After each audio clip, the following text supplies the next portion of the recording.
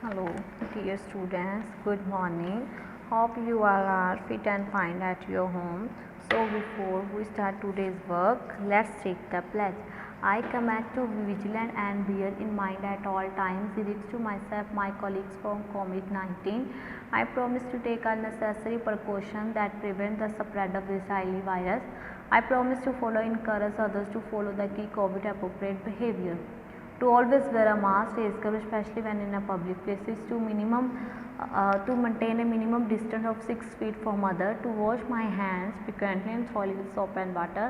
Together we will win this fight against COVID-19. बच्चों, आज हम हिंदी व्याकरण का सेकंड पार्ट रीड करेंगे। क्यों है वर्ण अव्यवस्था। बच्चे, वर्ण क्या होते हैं? वर्णों को हम अक्षर भी कहते हैं। जो वर्ण है उसे हम अक्षर भी कहते हैं। आओ पहले हम इसके बारे में पढ़ेंगे।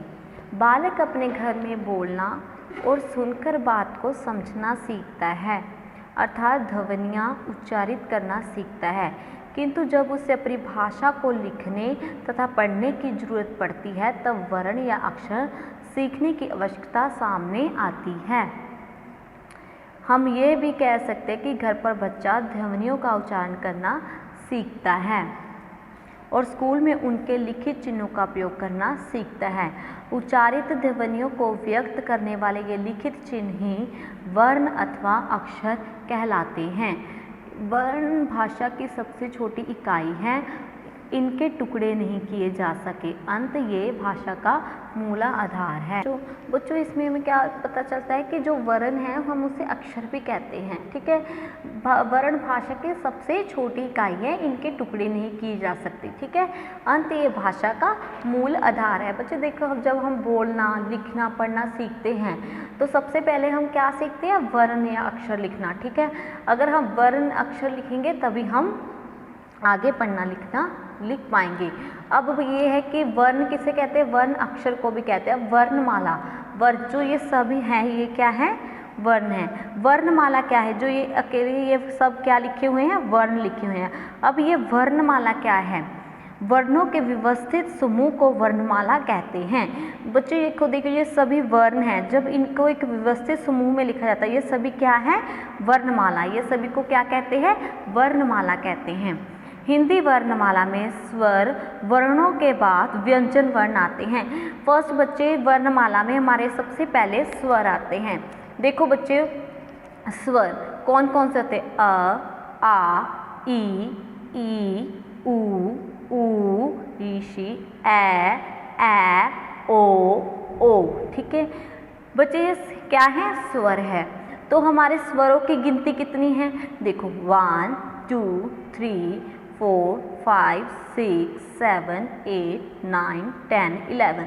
तो स्वरों की गिनती कितनी है? 11। तो आपने यहाँ पे 11 ये स्वरों की गिनती। ठीक है बच्चों, तो हमारे स्वरों की गिनती कितनी है? 11 है। तो स्वरों की गिनती 11 है। बच्चों, जो ये अह ये क्या है? अयोगवा। ये दोनों क्या है? अयोगवा। लेकिन जो अ के ऊपर जो ये बिंदी होती है ये क्या कहलाता है? अनुस्वार। और जब ये डॉट लग जाते हैं तो ये क्या कहलाते हैं? विसर्ग। लेकिन इन दोनों को क्या कहते हैं? अयोगवा कहते हैं। आगे बच्चन ये है व्यंजन। व्यंजन, ठीक है। व्यंजन देखो बच्चे, ये सभी क से लेके ह तक सभी क्या है? व्यंजन हैं। उसके बाद ठीक है बच्चे, ये इनके अन्य शब्द हैं। ठीक है, वर्ण हैं। अगात वर्ण क्या होते हैं? जैसे अ के ऊपर ये मात्राएं हैं, ज के पैर में बिंदी, फ के पैर में बिंदी, ये सब क्या होते हैं? ये अंग्रेजी के वर्ड हैं। ठीक है, अंग्रेजी के शब्द हैं तथा ये अंग्रेजी की ध्वनि है। जैसे डॉक्टर हो गया, ठीक है, ऑफिस हो गया, ऐसे कई वर्ड में ये क्या है? अंग्रेजी के वर्ड है, तो उसमें हम ये डालते हैं। आगे बच्चे, संयुक्त वर्ण क्या होते हैं? संयुक्त वर्ण जैसे क्षत्रिय, त्र, ज्ञ, श। ठीक है, जैसे ये संयुक्त वर्ण किससे मिलता है? जैसे क्षत्रिय कैसे बनता है? क और श से मिलकर बनता है क्षत्रिय। त्र कैसे बनता है? त और र से। इसकी आवाज से पता चलता है त्र। तो ये त्रिशूल। ज्ञ, ज, न, ज्ञ। ठीक है, श्र, श्र।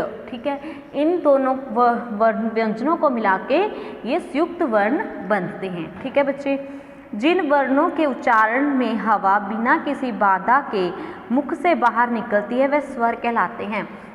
बच्चे ये पॉइंट आपके नोट के लिए है बच्चे, ये वेरी इंपॉर्टेंट, कि जिन वर्णों के उच्चारण में जब हम वर्णों का उच्चारण करते हैं, बोलते हैं, तो इसमें हवा बिना किसी बाधा से मुंह से बाहर निकलती है, वे क्या कहलाते हैं? स्वर कहलाते हैं। स्वर कितने प्रकार के होते हैं? स्वर 2 प्रकार के होते हैं, हर्षस्वर स्वर और दीर्घ स्वर। हर्षस्वर स्वर क्या होते हैं? जिन स्वरों के उच्चारण में कम समय लगता है, ठीक है, जिन हम स्वरों को उच्चारते हैं उसमें कम समय लगता है, उन्हें क्या कहते हैं? हर्षस्वर स्वर कहते हैं। उसके बाद हर्षस्वर स्वर 4 हैं, अ, ई, उ, ची, ठीक है।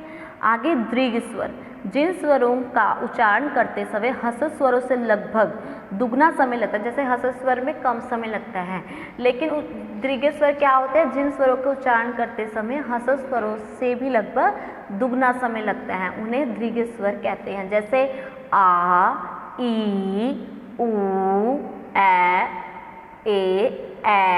ओ, ठीक है, इसमें क्या है?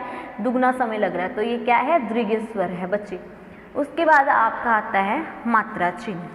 जब स्वर का प्रयोग व्यंजन के साथ करते हैं, जब हम स्वर का प्रयोग, ठीक है, व्यंजन के साथ करते हैं, तब वह मात्रा का रूप ले लेता है। किसका रूप ले लेता है? मात्रा का रूप ले लेता है, अथवा स्वर को व्यंजन के साथ मात्रा के रूप में जोड़ा जाता है। जो हमारे स्वर हैं, स्वर कितने हैं हमारे? 11 हैं, तो इनकी सब मात्राएं होती हैं, ठीक है। इन मात्राओं को हम व्यंजन के साथ जोड़ते हैं, जैसे का, रे, हो आदि। जैसे अ की कोई मात्रा नहीं होती, आ की ये मात्रा होती है डंडी, ई की ये आगे को डलती है, ठीक है, और ई इसके पीछे को डलती है, इसकी आवाज़ थोड़ी लंबी जाती है। आगे ऊ, छोटा ऊ, तो इसकी मात्रा ऐसे है बच्चों, बड़ा ऊ तो इसकी ऐसे होगी। ऋषि, ए, ओ, ठीक है, ये इनकी मात्रा हैं।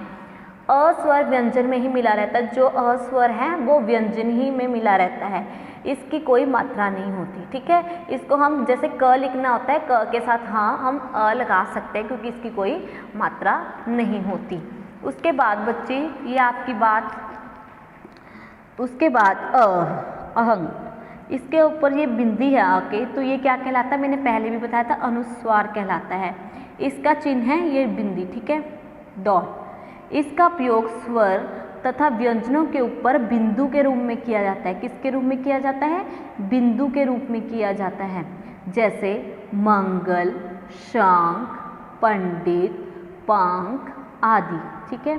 उसके बाद ये क्या है? विसर्ग कहलाता है। इसका चिन्ह ये 2 डॉट है। इसका उच्चारण ह की तरह होता है। इसके बाद में बोलने से ह की आवाज़ आती है, जैसे प्रातः, प्राय, अंत्य, पुण्य आदि। जैसे ये अ है, अ के ऊपर चंद्र बिंदु, ये क्या है? अनुनासिक। ये क्या है? अनुनासिक। इसका चिन्ह ये चंद्र बिंदु है, इसे चंद्र बिंदु भी कहते हैं। इसे वर्णों के ऊपर लगाया जाता है, जैसे आँख, गांव, पांच, चांद आदि। जिन वर्णों की मात्रा शिरु रेखा के ऊपर लगाई जाती है, वह चंद्र बिंदु के स्थान पर बिंदु लगाया जाता है, ठीक है। जैसे क्यों, मैं, है, नहीं आदि, ठीक है। जैसे ये अ के ऊपर ये वाली मात्रा है बच्चों, ठीक है, इसका प्रयोग अंग्रेजी शब्दों में किया जाता है, जैसे मैंने पहले भी बताया था। जैसे डॉक्टर, ये डॉक्टर है, ये अंग्रेजी का वर्ड है, ठीक है। बॉल, ये भी अंग्रेजी का है। चॉकलेट, ये सब अंग्रेजी के है, तो इसके ऊपर जो अंग्रेजी के शब्दों का प्रयोग होता है उसके ऊपर ये लगता है, ठीक है, ये मात्रा। ज के पैर में ज, फ का प्रयोग अरबी भाषा शब्दों में किया, जैसे फौरन, जमानत, जुल्म आदि, ठीक है।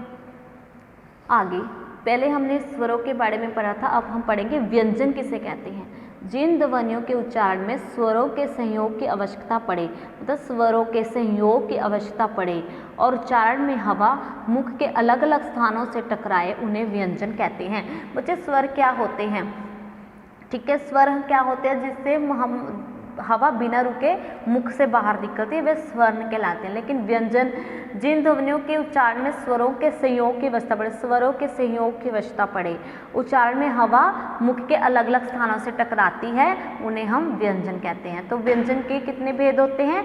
तो व्यंजन के 2 भेद होते हैं, अलप प्राण और महाप्राण।